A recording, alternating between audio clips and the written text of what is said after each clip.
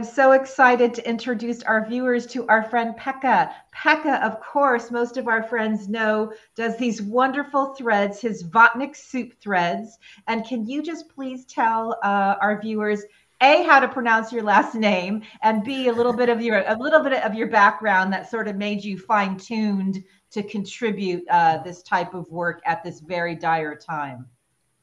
So yeah, my full name is Pekka Kallioniemi, a very Finnish name, can be difficult to pronounce for some. My background is in research, so my background is in human technology interaction. So I basically study how humans interact with technology and how it affects us. I finished my PhD in 2018. These days, I'm focusing on social media, disinformation, and algorithms. So that's kind of my specialty. Lately, I've been focusing more on disinformation through also own social media through this Votnik Soup series, where I kind of expose information operations and especially Russian information operations and how they work. Which are, of course, the same tactics are now utilized around the world. For example, in the United States, they are very common. So, wow. And so, should we call you Dr. Pekka? No, don't do that. Okay, good. So before we forget, you can follow. We're going to put up his Twitter information. You can support his work. Like you support many people, many of our viewers support the work of activists, and you have a coffee donation account. And I want to put that out there because the work that we do is civic duty, and to be able to have people support us is really, really valuable. So I just really wanted to start there. I was up as usual 3 a.m. and I saw your latest thread, and I want to thank you because you are among the people who are actually pointing out Lieutenant General Mike Flynn as you talk about Votnik Soup. And how did he come on your radar? I think it was through when I was looking into the gray zone. So this infamous 2015 dinner, which was attended by several people from the United States, including Michael Flynn and Jill Stein, for example. So it was kind of suspicious to see influential American people dining with Vladimir Putin after the annexation of Crimea, after the Skripal poisoning, after all this. So it was like unbelievable. How is this happening? So I started digging deeper, and there's a lot of interesting stuff. I mean, I think we can all agree that Mike Flynn is a very interesting character in a sense, like he's in these Russian networks, but also in Turkey and in many areas there. Thank you. It seemed interesting to me. Yeah, Turkey came up recently because Elon Musk shut down Twitter communications leading up to the Turkish election, which is quite a remarkable and horrendous, thing to do for democracy. And I do find it also interesting, to your point, Mike Flynn got $600,000 from the Turkish government leading up to the 2016 election. So there's a lot going on right now that connects all the way back to all this stuff. And I'm so grateful that you guys, that we all here do the work, because I think what was happening a decade ago is so vital to our understanding of what is happening today. Why I think it's really important that you're doing this work is that we still in America are having a very difficult time getting people to go past the surface. And I just posted a brilliant article from a colleague of mine at Byline Supplement, who did a book on what he calls disinfo folklore. And what I love about this is that he is actually taking a more simple look. So people can actually take a look at like a fairy tale and then see how gaslighting and see how lying works. And one of the things I love about Finland, Denmark, Sweden, Estonia is your countries, the countries there are actually trying to educate its citizens against disinformation. Here, we have no inoculation. We don't have any leaders even saying that this is going on. Our show is screaming it from the rooftops. How can you explain to people in the US how toxic this Vatnik soup is, how toxic this continual gaslighting of our brains is, or how do you even get people to become aware of it? So yeah, I think you made a good point there about things being explained in a simple way, because sorry about that. No, we love it. We love it. We love it. We love babies. Hey, we love if puppies. you need to have an interview holding your child, that's okay. We love babies, puppies, kittens, parrots. It's interesting. Almost everybody that I work with in this fight is interrupted by kids, and that's not a coincidence, right? Because they're people who care about the future, right? Yeah. So your children, babies, we love them. So yes, you're not worried.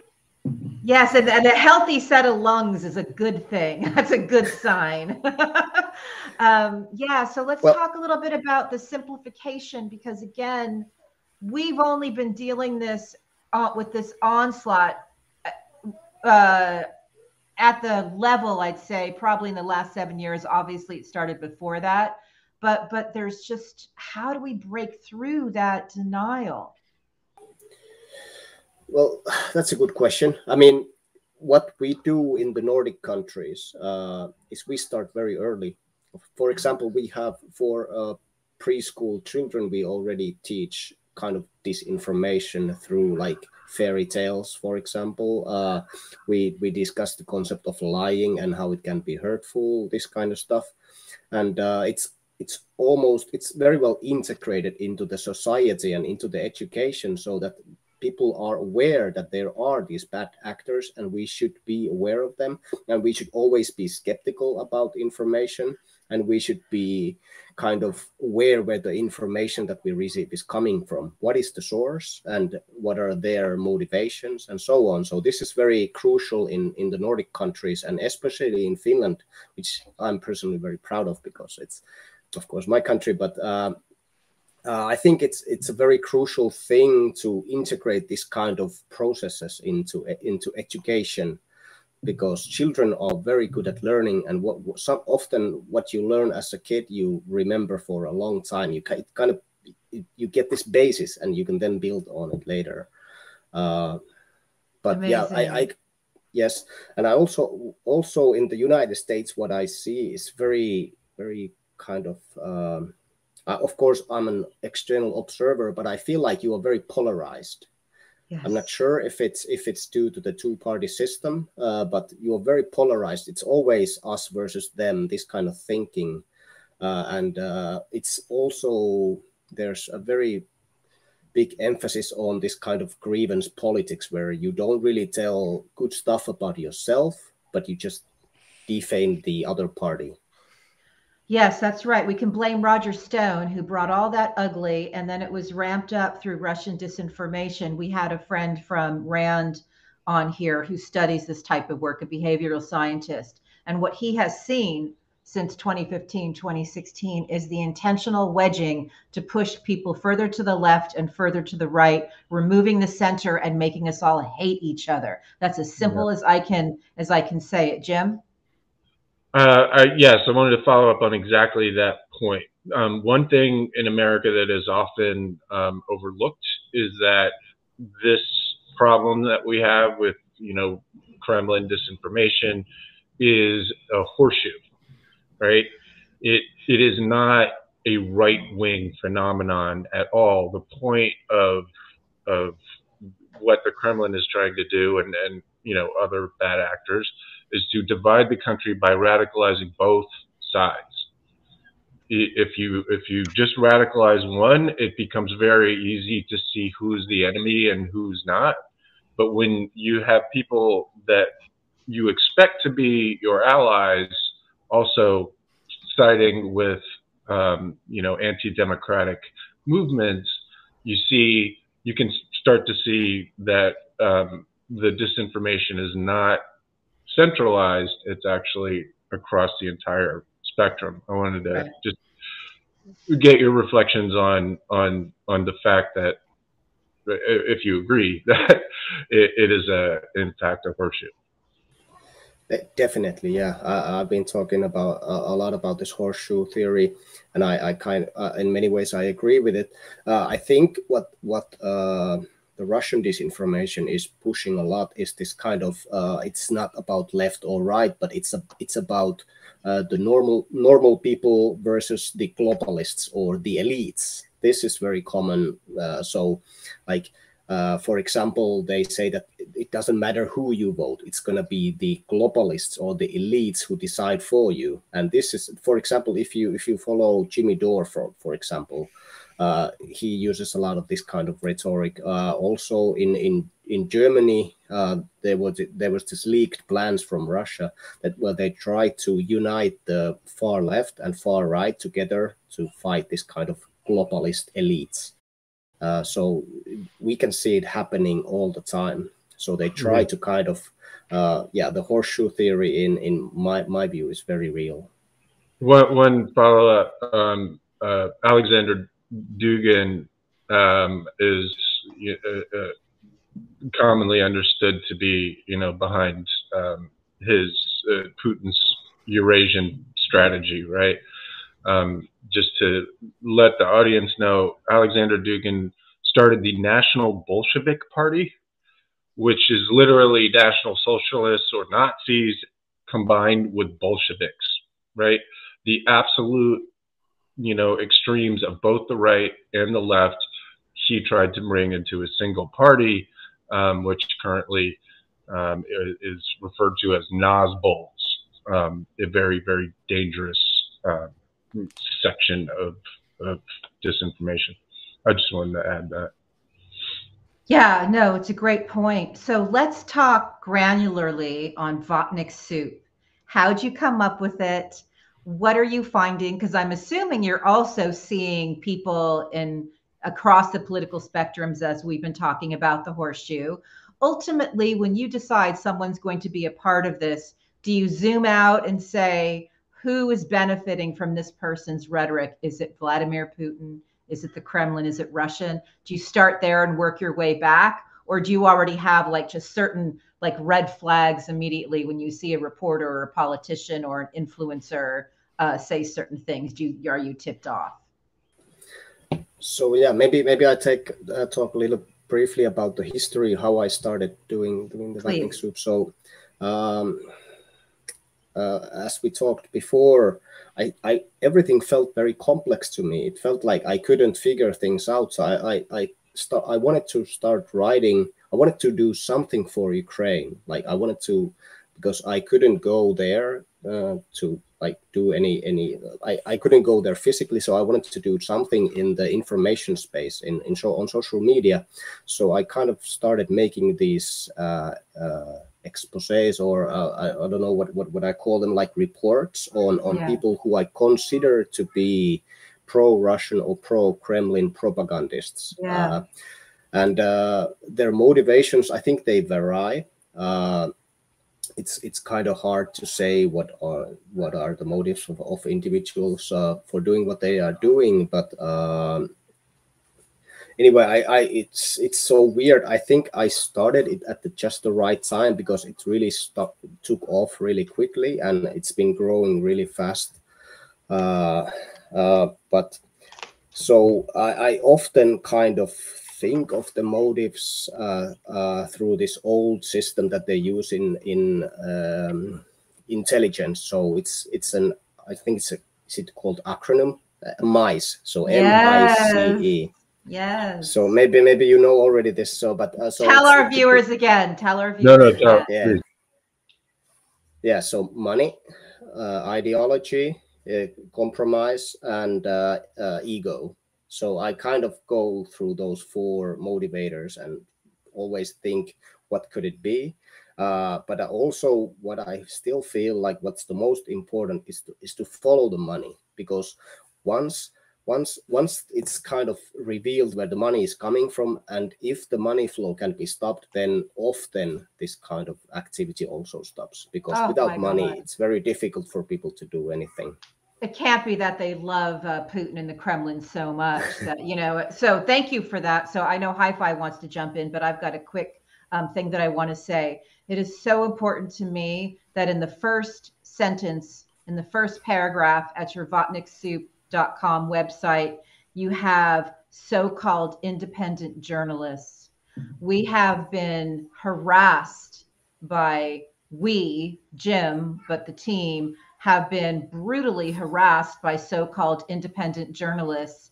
And how are you able to see into their motivations? Like when you see somebody, because I call it parasitizing, they might do a fine story for a renowned outlet, and then there is the disinformation bomb right there 2/3 of the way in.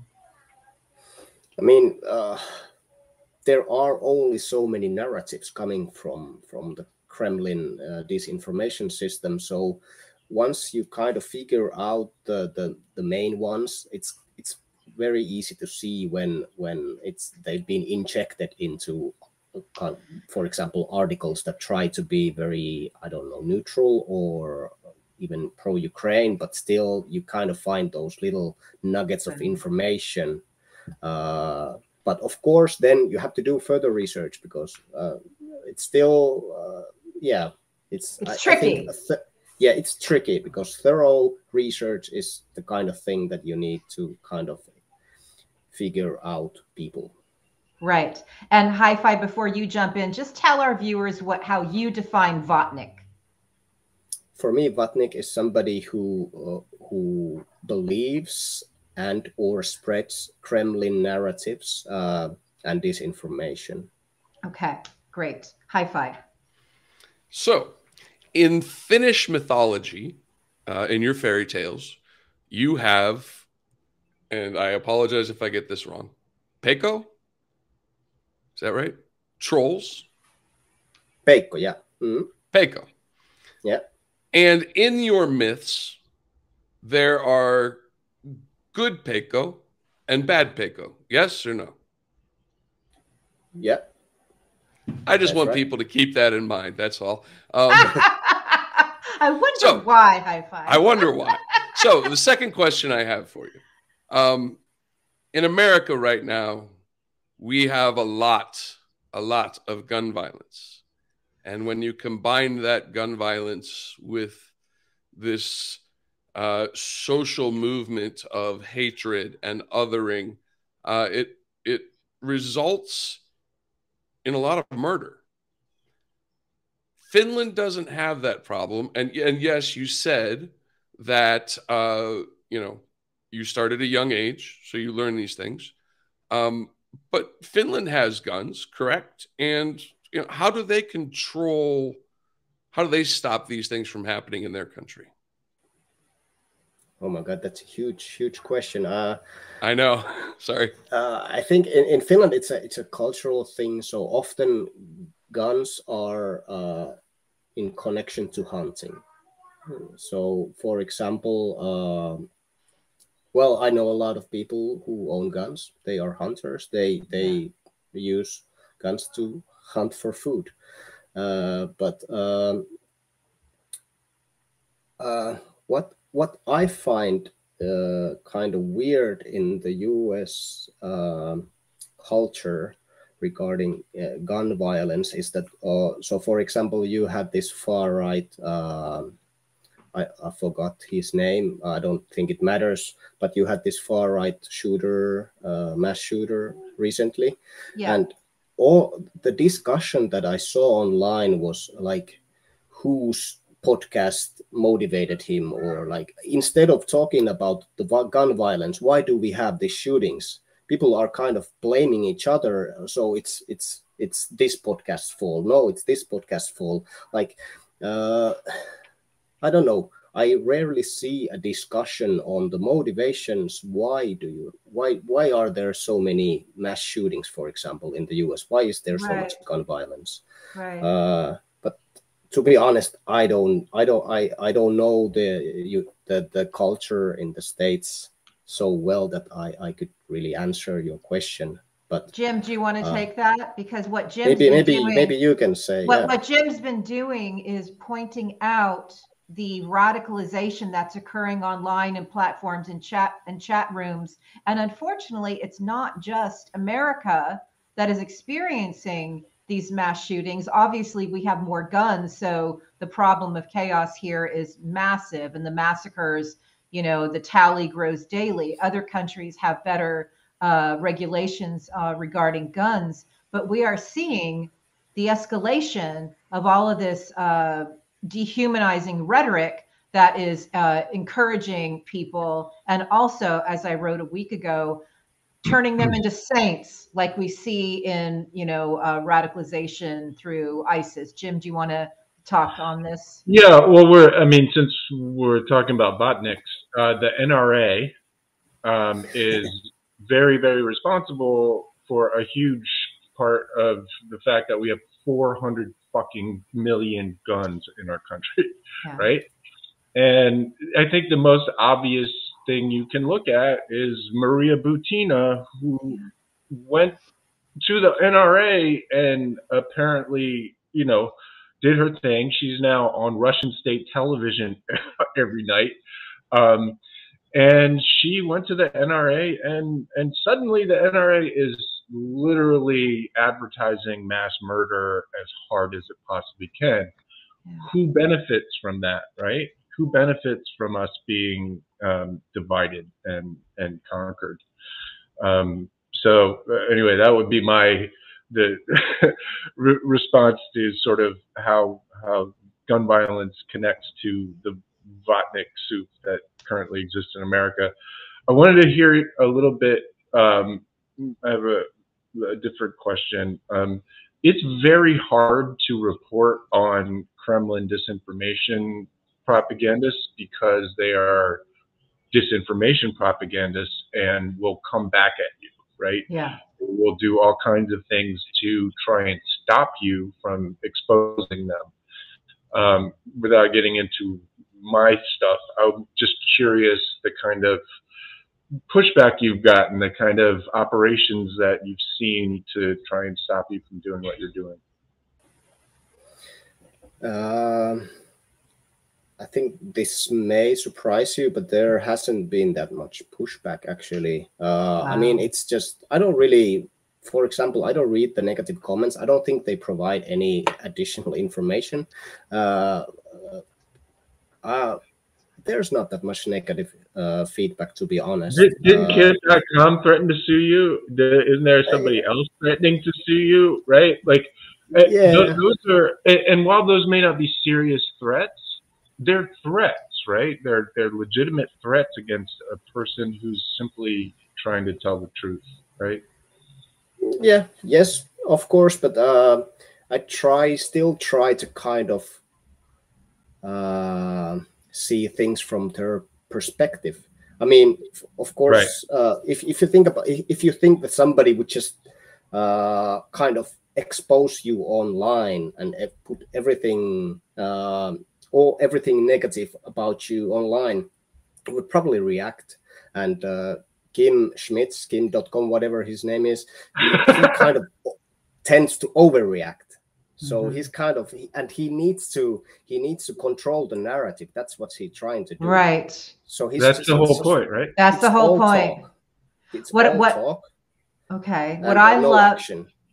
Okay. What I love is that in Finland, as you explained it to us, you can't profit off of trying to sue somebody in this way. So it completely gives you a layer of protection that we do not have here in America, where they can use lawfare and are using lawfare to try to silence people.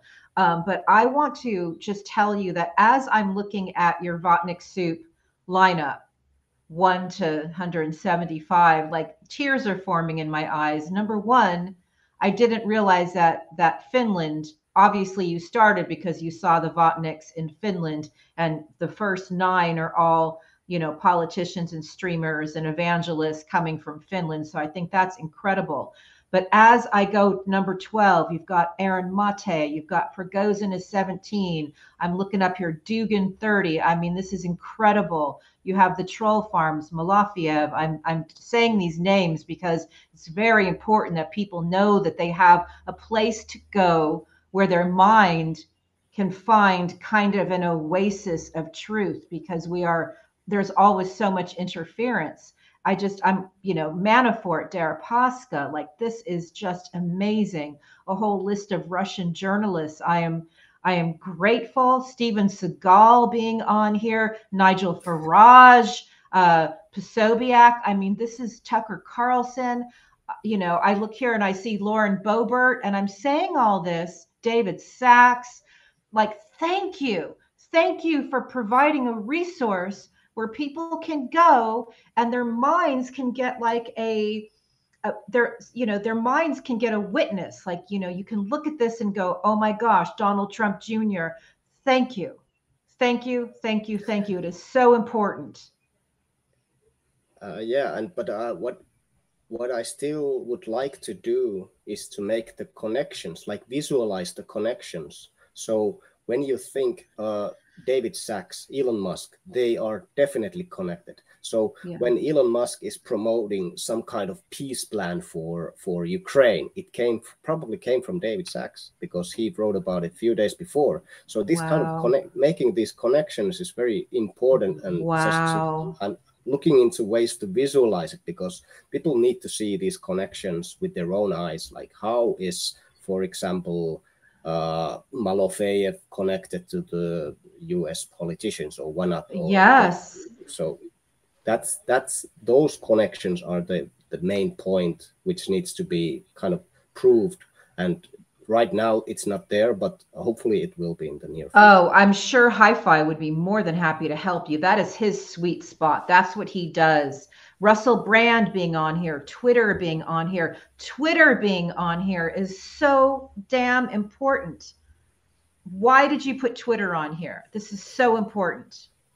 Because, well, those are their algorithms. They enable this. They are the ones that enable this. So, for example, what Elon Musk is doing right now with Twitter, he's enabling all the troll farms that had been disabled before. They weren't able to act on Twitter, but now they're back. And now you can, just spending a little bit of money, you can promote your disinformation, you can promote your troll farm, you can doing social manipulation on social media has never been easier on Twitter than it is now. Wow. That's and so the vast terrifying. majority of the trolls have blue checks now, so Exactly, they're amplified. Yeah. Let So me go on. To that point, right? As flawed as it was, the blue check used to mean something, right? It used to theoretically mean that this person was who they claimed to be, right? The whole purpose of disinformation, if you agree, is to remove reality, to make actual information and disinformation basically indistinguishable. So it seems to me that what Elon Musk is doing by, disabling, any actual authority or information authority figures is part of that project. Would you think? Yeah, and I still feel like he's trying to push this kind of marketplace of ideas kind of thinking, where the best ideas flow to the top and so on. But it doesn't work, because you can buy your comment to be on top. Then you just pay a little bit, and then it's there. So, and I think, I'm not sure where this idea, the marketplace of idea, originally comes from, but I've heard Elon Musk discuss over it with Joe Rogan on Joe Rogan Experience. So it could be somewhere. I think there's this kind of big group that always have thought of kind of doing this marketplace of ideas, social media platform, and now it's there and it's horrible. Yeah, it's our war. I don't know that this war will end in our lifetime. if we do not start adopting regulations, if we don't get Western leaders together to say we are, you know, the target nations of cognitive warfare. There are so many things that really need to happen in order to address it. I want to say one quick thing. I love seeing George Santos on here. I just think that's incredible. But I also love that 62 is QAnon, 63 is Michael Flynn, and 64 is Marjorie Taylor Greene. Something about that just really warms my heart. I just needed to put that out there to see that there is, like, you know, your mind is mapping out a pattern as you do this work. I can see that quite clearly. Yeah. To be honest, the MAGA gang, maybe I call them MAGA gang, they seem to be involved in a lot of conspiratorial stuff.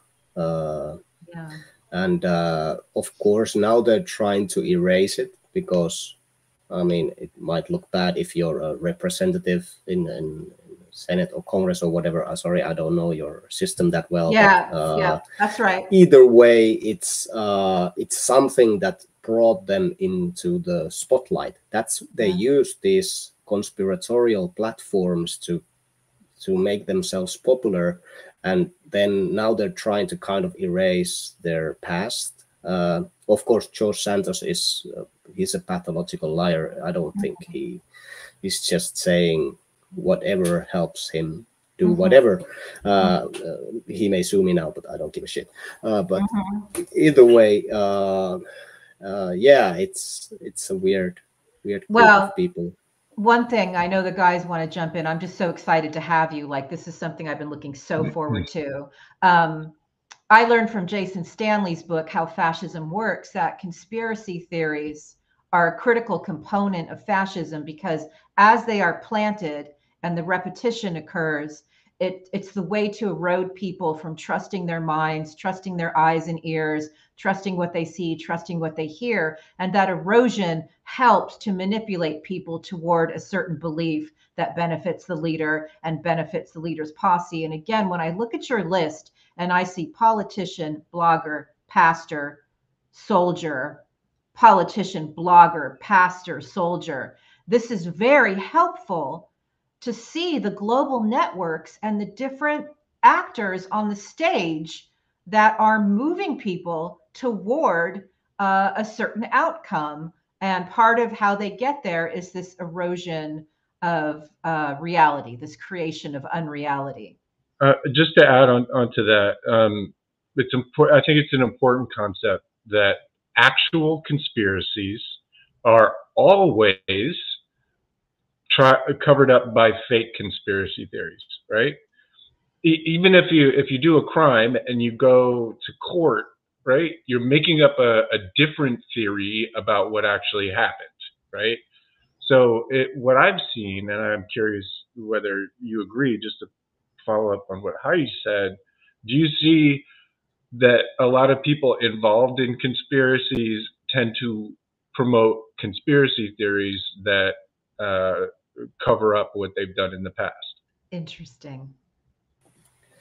Well, that's a very interesting theory, and I think it's probably happening. I haven't really noticed it. Maybe I haven't looked close enough. Well, Mike Flynn, right? Let's just talk about Mike Flynn. Whether or not, regardless of his connection to QAnon, he constantly promotes conspiracy theories about Russiagate, right? About Hillary Clinton, about all of these things, these crimes that he was involved in, right?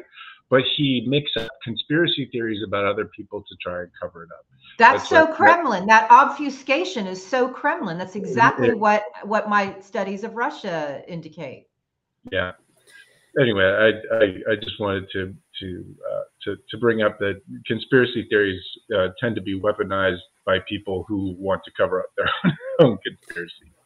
Of course, yeah. And what also happens a lot is they do kind of character assassinations of the people who accuse them. That's very common. So if somebody accuses them of something, they'll dig some dirt. I mean, there's probably some people digging dirt on me right now.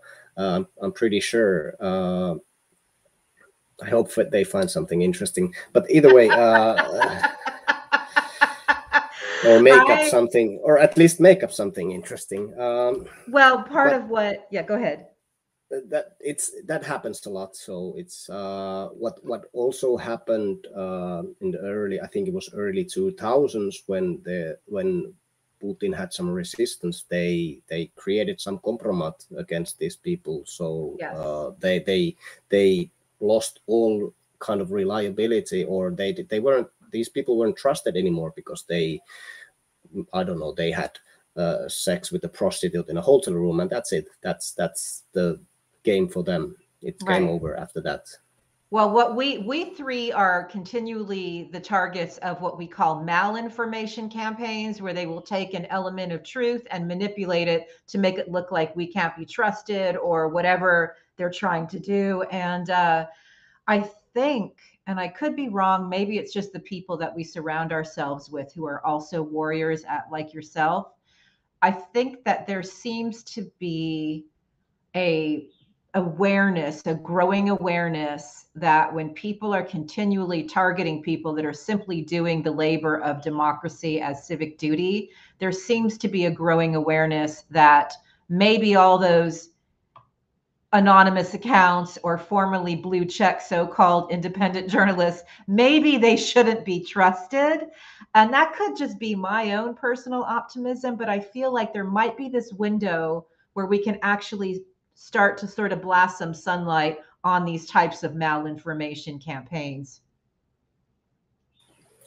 Yeah, I mean, most people can be character assassinated with malinformation. It's quite easy to spin things. I mean, so it's a very effective weapon to be used. And you all must know, you've been in this game for much longer than I have. So it's like, I don't know, how do you react to that? But I don't know. May I ask you a question? Has it damaged you? Yes. Or your reputation? Yes. It has affected me personally, traumatized me personally, changed me as a person. They've also created a monster, and my defiance sees me through. And I also have Hi-Fi and Jim to the left and to the right, and we have our friend Jackie Singh. So what we do is we find our tribe and our people, and I'm always able to reach out to somebody on the worst days who can bear witness to it and acknowledge it for what it is, which, as I said, is intentionally designed to try to traumatize us, silence us. And we just keep doing the work, but it does change you. Jim right now is being Hillaried. And I use that word because that is a shortcut for people to understand when there is an intentional effort to try to disparage somebody. Jim, do you want to say what your impacts are? Yeah, I mean, look, my project was originally to stop QAnon because it was using these game techniques that I invented a long time ago for fun. So when I got into this, I was just interested in figuring out what was going on with that thing. And it's been 3 years of constant operations, constant attacks, planting stories in the press, like huge pylons of trolls constantly. I mean, it's been brutal. I'm not going to be, short about it. But all that has done for me is show me where the Vatniks are, right? Exactly. Because I'm not doing anything other than trying to expose people well above me. So when people are coming at me for doing that, it pretty much shows me what their purpose is. So right. That, it's been deeply impactful. I don't want to make it about me right now, but just, yes, be careful. They will find anything and everything in your past and try and twist it into making you an evil monster. Provided that there is a paid operation to do so. And the people Which is a very good and important point. When we need to stop this money flow. Yeah. Because, I mean, there's just a huge amount of money being spent right now on Twitter and other platforms to generate these narratives against people in order to cover up. Hi-Fi. So I don't know if anybody's formally said it yet, but welcome to NATO. Glad to have you. But one of the things I would like to ask about is, I look around and I see in Moldova, they have the Russian destabilization plot. If you look into Germany, they have the plot to overthrow their government. Obviously, we had Mike Flynn and QAnon and January 6th in America. In Brazil, they have the January 8th attempt. Do you have any operations like this in Finland in which they are actually putting people on the street to create a spectacle and a false narrative? Okay, so I'm going to tell you a little story, if you don't mind. So, okay. I love stories. 3 weeks before the full-scale invasion, at the beginning of February 2022, there was this big convoy Finland. Do you remember the convoy event in Canada where the truckers went to the big cities? So we had the same thing in Finland. It was quite big, over 10,000 people. It was mostly about this anti-globalist stuff, COVID vaccine, this gang. Then 3 weeks later, Russia invaded Ukraine. And now recently we had anti-NATO demonstration, and it had 7 people plus the one who was recording it. So 8 people in total. So it's some 8 people. Yes, that's how many people they could actually mobilize after the invasion, which to me is quite incredible. Something happened. I think people kind of realized there's this Emperor's New Clothes story. So I think so everybody kind of saw Russia as it is and saw their disinformation as it is. So, and it was all connected.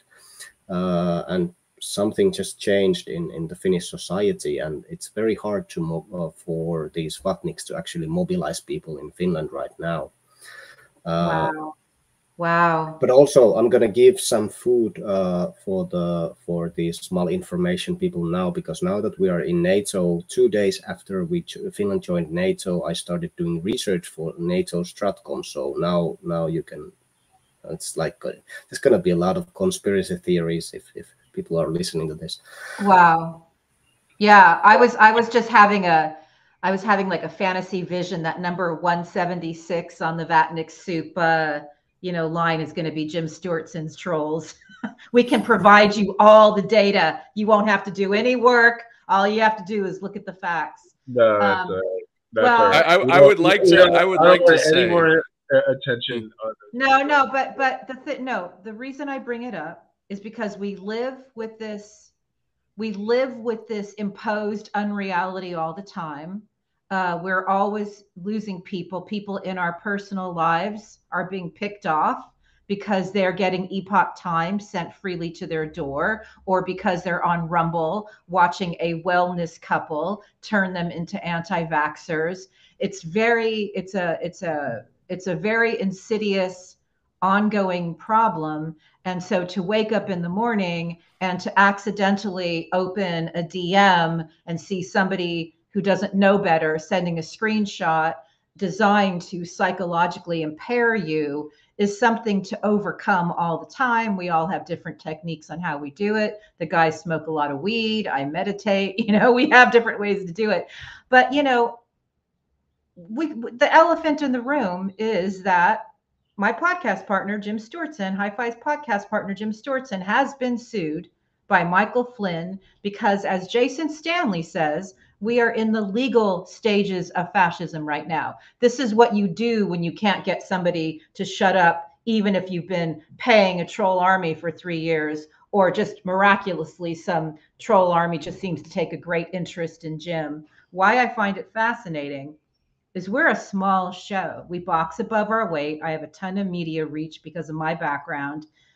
We box above our weight, no question. But I find it fascinating that these accounts don't go after the Steve Bannons who have 100,000 views of a podcast.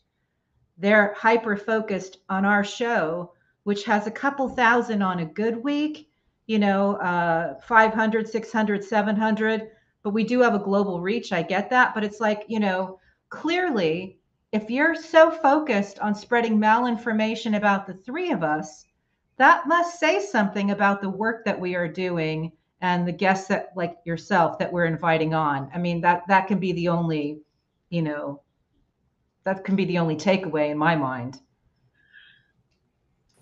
Yeah, I mean, look, for me, I expected all of that. I'm glad, honestly, that you haven't gotten a whole bunch of that stuff yet. You're probably right. There's going to be NATO conspiracy theories about our show and you, and it's the globalists who are plotting to, I don't know, something. Yeah. I just wanted to say to you, thank you for I don't know if you know this phrase, but metal is the highest compliment I can give somebody, which means you don't give a shit. You're out of fucks, as they say, and I'm just very, very grateful that you're out there doing that work and exposing these people for what they are. So just wanted to say thank you. Thank you. That means a lot. I mean, for me, for the longest time, the ideal for me is the truth. So we always try to go for the truth. We will never achieve it. It's the absolute truth. We will never achieve it, but we have to go for it still. And that's why I'm so interested in researching disinformation, because it's steering in a complete opposite direction of the truth. It's like it's lying on purpose, kind of thing, that there's intention behind the spread of fake news, and that's, to me, that's in many ways that's the worst crime that you can do. And now we have these huge social media platforms that allow the spread of these fake news very quickly around the world, and it's a very powerful weapon. I think people still underestimate how powerful a weapon it is. Yes, high five. Well, it's interesting you call it a weapon, because when Elon bought Twitter, I called it a $44 billion psyop cannon. Yeah. Because that's what it is. It blows this disinformation directly into people's minds. But I would like to say that sometimes if you lean into their disinformation, it shows people how really ridiculous it is. Because me personally, I am now, I kid you not, according to Votnik's, a radical left, counterinsurgent, foreign intel, super hacker, bomb-making terrorist. I'm so freaking cool, and my kids refuse to acknowledge it. I'm a little jealous. I'm just an enabler. So the power of unified messaging has created dictatorships. That is why words are so important. Is there a way that you can take the word disinformation and wake people up? Because that word, like so many of these words in this fight, like propaganda and gerrymandering, it starts to have no meaning to people. What is a better way to say disinformation? And you said it when you said lying on purpose. I might just start using that. So in academia, it's called intentionally misleading information. So you know that the information is wrong and you still spread it. You still share it. So there is this kind of intention behind it. Okay. Whereas misinformation with is you didn't know that you were spreading something that's fake news. So I think a lot of, for example, a lot of newspapers mix those up. Yes, all the time. Yeah. And then malinformation is what you already described before. So wow. I'm in IT, and we're big on acronyms. But IMI or EMI just doesn't have much of an impact, unfortunately. We need a good acronym. Intentionally misleading information. Yeah, EMI just doesn't sound scary at all. EMI, yeah, no. It's something well, very tiny. No, too much EMI. Oh, you're stop doing so much EMI. Yeah. I'm feeling emo about EMI. I don't know. It's kind of working for me. Sometimes dumb and simple is kind of the way to go, which goes back to our original where we started, which is some of this is as simplistic as fairy tales, you know, as the good troll, bad troll. I am so grateful for you and your work. And I know I speak on behalf of this team that when we meet allies like you, it fortifies us to keep doing this work. So I just want to thank you so much for spending time with us today. Guys, do you have anything else? No, I think I expressed the fact that I think Pekka is metal as fuck, and we'll keep it going until we get these people behind bars where they belong. So brilliant. Thank you. Please, sir, keep cooking up the Vatnik soup. I will never eat it. But it needs to be made.